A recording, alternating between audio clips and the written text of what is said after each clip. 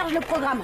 Maintenant, le sonar du skid devrait pouvoir repérer les biosignaux parmi les codes informatiques de la mer numérique. Ok, Jérémy. Programme bien reçu et activé. Et vous croyez qu'avec ça, on va vraiment pouvoir localiser où Xana a emprisonné l'essence de William? Faut espérer. C'est notre meilleur moyen de le ramener physiquement dans le monde réel. Le retour du beau ténébreux, c'est Ulrich qui va être content de revoir son rival en amour. Odd, t'es vraiment lourd des fois. Seulement des fois? Oh, je suis en progrès alors. À propos de Yumi, j'aurais bien pris sa place. Tu parles. Animer des travaux pratiques avec les 6e, je suis pas sûr que ça lui plaise. Mais si, elle doit être enchantée. Pour célébrer le passage exceptionnel de la comète VG724 à proximité de l'orbite terrestre, nous allons fabriquer une maquette géante du système solaire pour visualiser sa trajectoire et mieux comprendre sa périodicité. Je me tiens actuellement à côté de ce qui représente notre Soleil. À vous de fabriquer les 8 planètes qui gravitent autour. Vous serez répartis en plusieurs groupes, chacun ayant en charge la course d'une planète. Les élèves de 6e seront chargés de les fabriquer, tandis que les élèves de seconde auront pour tâche Ça de t'embête calculer si je suis et dans ton tracer équipe, les Jenny? ellipses orbitales. Désolée, Jenny, c'est pas moi qui décide, c'est Madame Hertz. Y a-t-il des questions? Est-ce que je peux faire équipe avec Yumi? C'est d'accord, Johnny, mais n'en profite pas pour bavarder avec Hiroki. Ah, c'est cool, là, on va bien s'amuser. La masse et la vitesse du météore VG724 sont telles que s'il percutait la Terre, il provoquerait une explosion équivalent à 1000 bombes atomiques. Les séismes et les tsunamis raseraient la plupart des grandes capitales de notre planète. Victime d'un nuage de particules, la Terre plongerait dans une nuit permanente pour au moins 2 siècles. Au final, ce serait l'extinction de la flore et de la faune et de l'espèce humaine. Mais bien sûr, tout ceci n'a aucune chance d'arriver, car VG724 passera à, au moins à 2 millions de kilomètres de notre belle planète. Par ailleurs, des informations confidentielles font état d'un satellite militaire qui serait doté d'un canon laser qui serait capable de dévier la course de ce genre de menace météoritique. Le spectre de détection est en train de s'affiner. Le sonar indique une infime trace résiduelle d'ADN numérique dans le coin. Ça pourrait être William ou bien... Ou bien ton père. Qu'est-ce qu'on attend pour aller voir? Ok.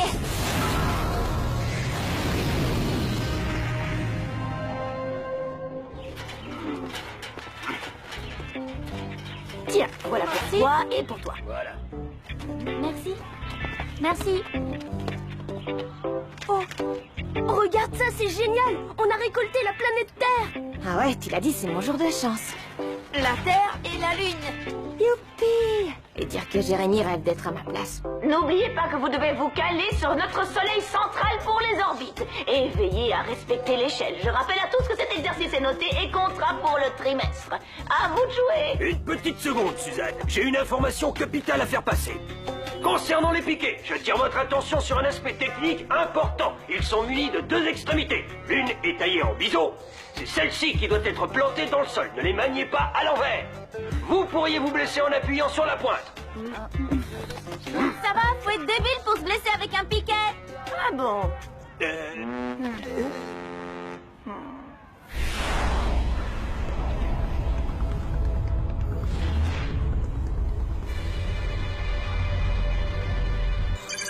Oh, pourquoi justement maintenant? On peut jamais finir une mission d'exploration tranquillement. Alors, qu'est-ce que tu nous prépares maintenant, Xana?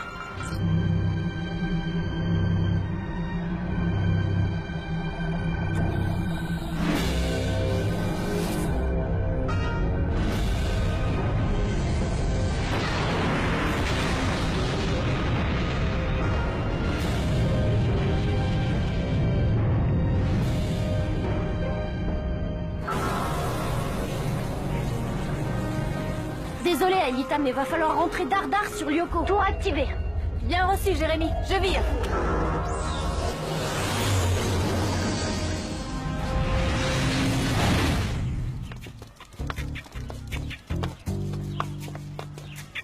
Ça y est, j'ai fini. Elle est pas belle, ma Terre? Regarde, Yumi, je t'ai décroché la Lune. Ouais. Bon, Hiroki, c'est quoi déjà le surnom de la Terre?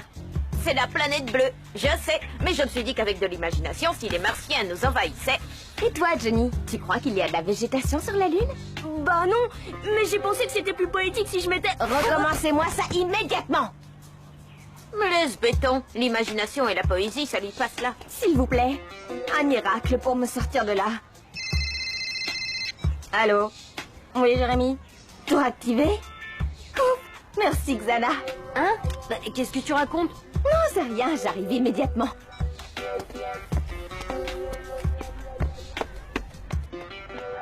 Nous venons d'apprendre que la comète VG 724 a explosé en plein vol et s'est désintégrée... Qu'est-ce que c'est que cette histoire? Après un tir du satellite...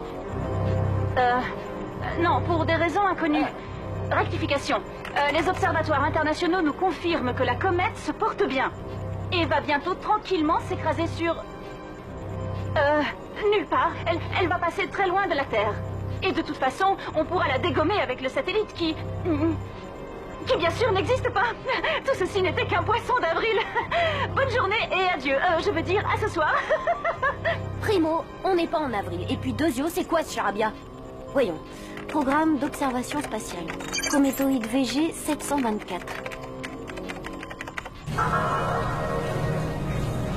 Aïlita, j'ai découvert la nature de l'attaque de Xana. Grâce à un satellite, Xana a réussi à dévier la course d'une comète. Ça va provoquer une pluie de météorites qui va s'abattre sur Terre.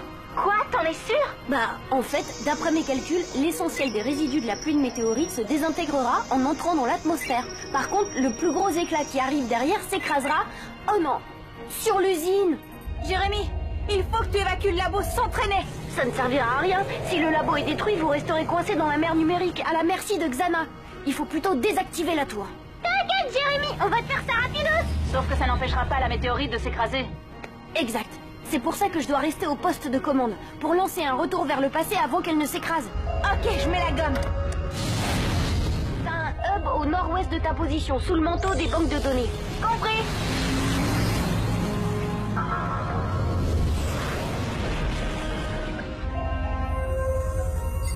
Hop, droit devant.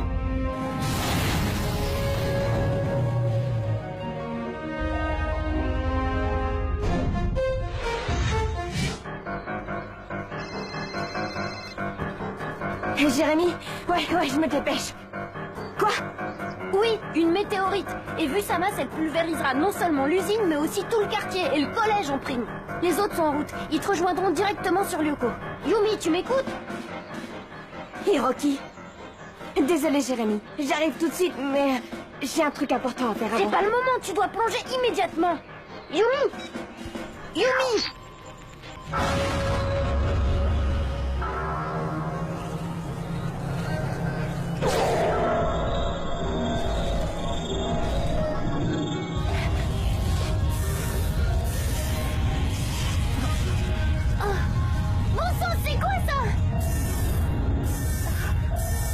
C'est un pare-feu, sûrement un cadeau de Xana. Je vais nous sortir de là.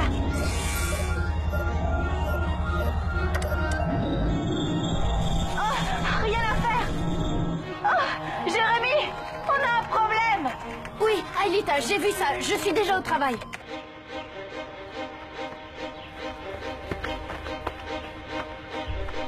Alors, où t'étais? Regarde, j'ai repeint ma terre en bleu, mais du coup, t'as vu la couleur pourrie? Hé, Hiroki, je veux que tu ailles à la maison immédiatement. Prends Johnny avec toi et je vous rejoindrai plus tard. Quoi? Mais et l'exercice de Madame Hertz? Hiroki, ne discute pas. Ah, qu'est-ce qui te prend? Tu t'es disputé avec Ulrich ou quoi? À propos, Suzanne, où en es-tu avec Pedro? Oh, enfin, Jim, pas devant les élèves. Madame Hertz, il faut absolument évacuer le collège. Qu'est-ce que tu racontes, Yumi? C'est que ça risque de vous paraître fou, mais une météorite va s'écraser pile là où on se trouve. Dis donc, Ishiyama, t'aurais pas un peu trop forcé sur les sushis hier soir? Non, je vous jure que c'est vrai. Et je l'ai appris par un bon ami qui travaille à l'agence spatiale.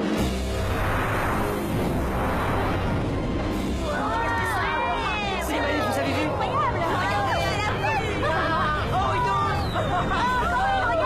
Waouh, un feu d'artifice! Oh, Jim, il faut faire évacuer le collège.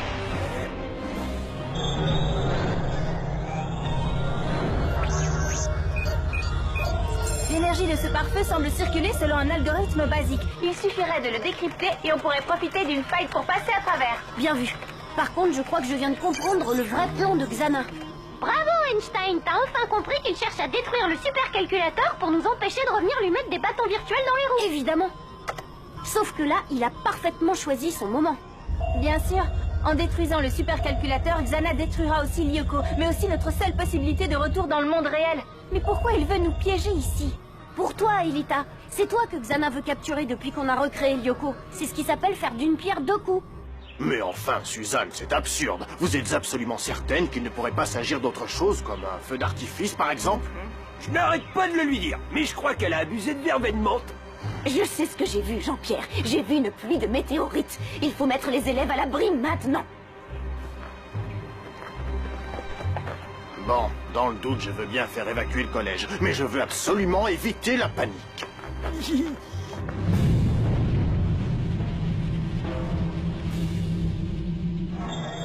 Ça y est, j'ai trouvé la faille dans l'algorithme.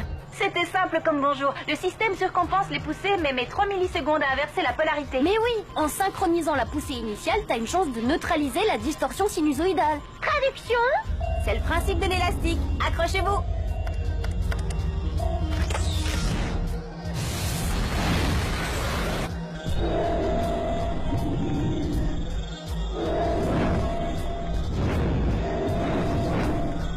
Attention pour l'arrêt de la turbo-hélice. Prêt? Maintenant.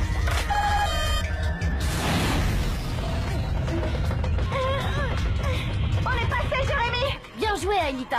Maintenant, rejoignez le hub. Il faut atteindre Lyoko le plus vite possible. Roger. Ça va, tout le monde? Il y a mon petit déj qui joue au yo-yo, mais sinon ça roule! Ah, il risque d'arriver trop tard. À moins que... Mais oui, si je réussis à reprendre à Xana le contrôle du satellite, même pour une minute, j'aurais peut-être une chance de dévier à nouveau la météorite. Alors, voyons. Programme de défense. Données confidentielles. Mot de passe, c'est un jeu d'enfant, ça.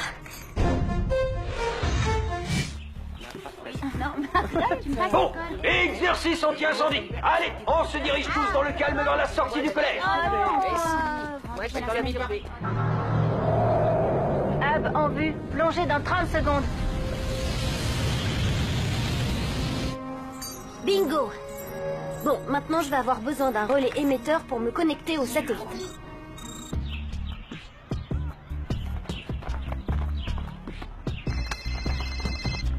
Jérémy?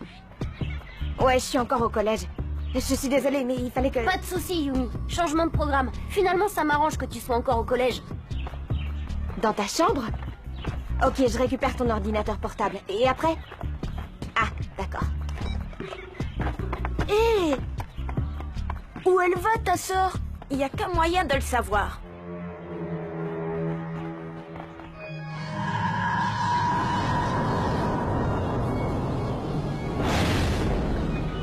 Tu y es, Aelita? J'entre les coordonnées de Lyoko. Attention, accélération à haut débit dans 3, 2, 1, 0.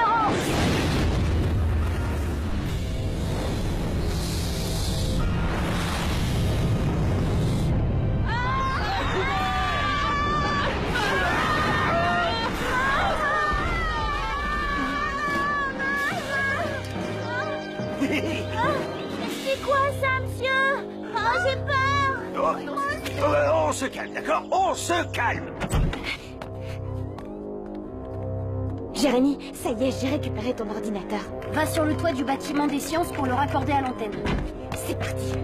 S'entraîner. Allons-y.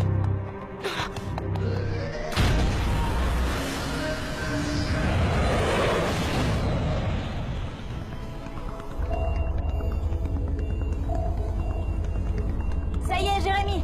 Nous sommes de retour sur Lyoko. Où se trouve la tour activée? Secteur 57-42. Roger.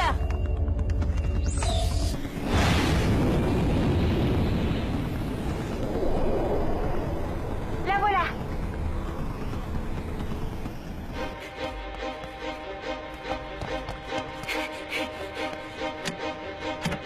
Ah, c'est pas vrai, ça. Porte blindée contre cheville. Moi, je parie sur la porte. Qu'est-ce que vous fichez ici, tous les deux?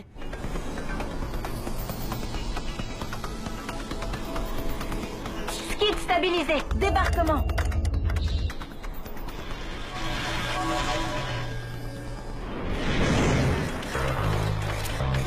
La tour n'est qu'à 50 mètres. Il nous reste combien de temps, Jérémy? Suffisamment. Si vous arrivez à vous débarrasser du comité d'accueil, bien sûr. Quoi? Je vais pas gâcher une flèche laser pour un lâche. Allez, camarade, je te le laisse.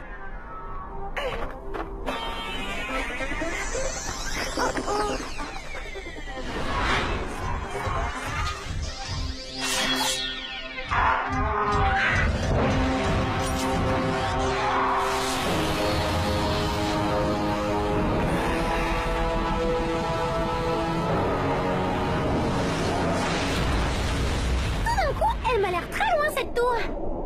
C'est peut-être à toi de nous expliquer ce que tu fabriques. J'ai pas le temps, les mioches. Retournez en bas avec les autres. Nous, on sait ouvrir la lalère. Arrête de raconter n'importe quoi, Hiroki. Si on te le dit, c'est vrai, on sait ouvrir toutes les portes. Eh bien d'accord, ouvrez la porte si vous êtes si fort. Ok, mais d'abord tu nous dis ce que tu magouilles. Hein? Oh, et puis après tout, une météorite va s'écraser sur le collège. Et si je ne connecte pas immédiatement cet ordinateur à l'antenne du toit, Jérémy ne pourra pas utiliser le satellite qui permettra de la dévier, c'est bien clair. Une météorite. Pas mal. Bon, maintenant dis-nous la vérité. D'accord, on va l'ouvrir. J'y crois pas.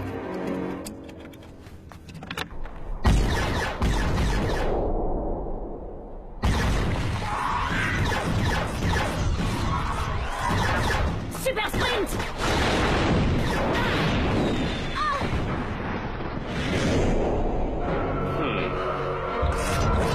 Flèche laser. C'est chaud. Normal, c'est le désert. Ça va mal. On n'arrivera jamais à passer. Faut jamais dire jamais. Ça y est, Jérémy, je suis sur le toit. Comment est-ce que je procède? Parfait. Trouve le câble de l'antenne. Ça y est, je l'ai. Bien. Maintenant, tu le coupes bien droit et tu l'enfonces dans la prise bleue à l'arrière de mon ordi. Pas le temps de le dénuder. Tu n'auras qu'à le maintenir très fortement appuyé, ça devrait suffire. C'est bien gentil, mais j'ai pas de couteau. Ah.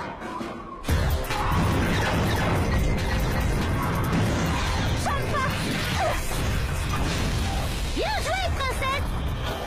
Quoi? Il va falloir changer de tactique. Ça y est, Jérémy, c'est branché.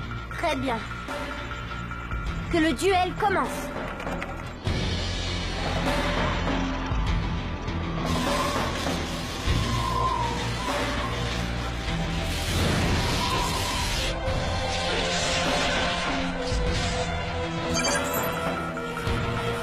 Saleté de Xana, tu m'as repéré. Où vous en êtes, Ulrich? C'est pas brillant.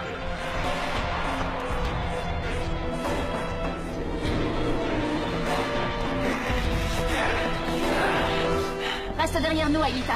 Si tu te fais dévirtualiser maintenant, il n'y aura plus personne pour désactiver la tour. C'est incroyable, ça te visait aussi mal.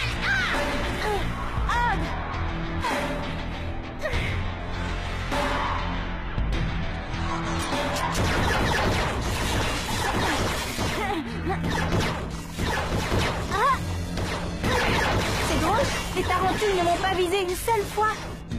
Ça, c'est parce que t'as des super gardes du corps.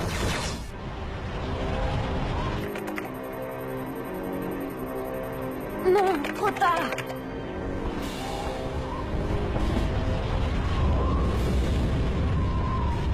Fichez le camp vite. Et toi? Je peux pas lâcher le câble. Sauvez-vous. J'y arriverai pas. Xana est un programme parfait et je suis pas une machine, moi. C'est pas, on est fichu. Pas encore.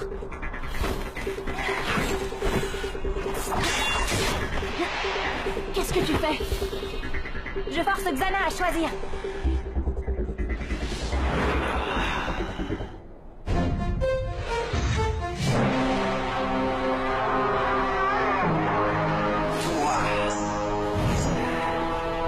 Vite, Odd! Dévirtualise-moi! Hein? Ça va pas la tête? Fais ce que je te dis! Odd, Aelita a raison, c'est notre seule chance.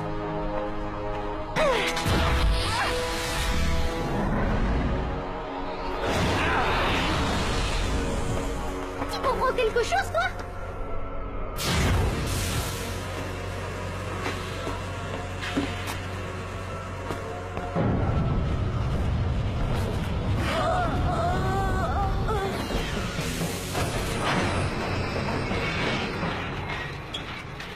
Pour gagner, il faut parfois savoir perdre.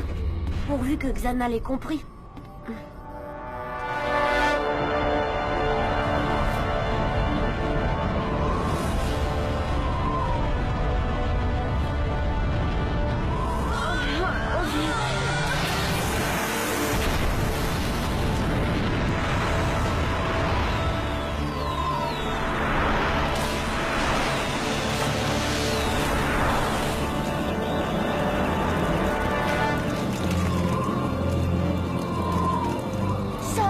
C'est fini. On est sauvés. Bravo, Jérémy, un tir parfait. Mais c'est pas moi, c'est Xana. Il a renoncé à son plan trop parfait.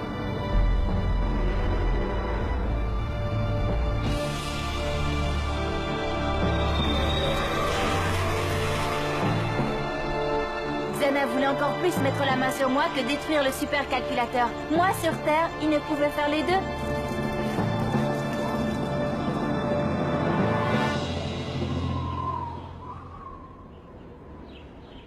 Alors, Yumi, on dit pas merci aux mioches? Merci les mioches.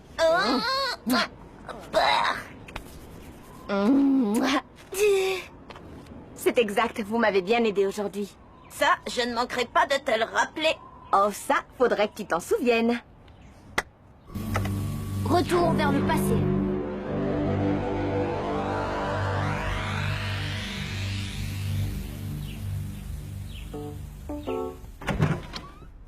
Alors, cette journée? Vous ne le croirez pas, mais on a eu la meilleure note. Et du coup, j'ai promis à Johnny de garder sa lune en cadeau. Je lui dois bien ça, même s'il ne se souvient de rien. Alors, il n'est pas si nul que ça, ton petit frère.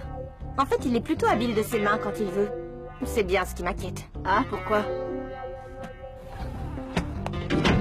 Parce qu'à présent, ça ne sert plus à rien de fermer la porte de ma chambre à clé.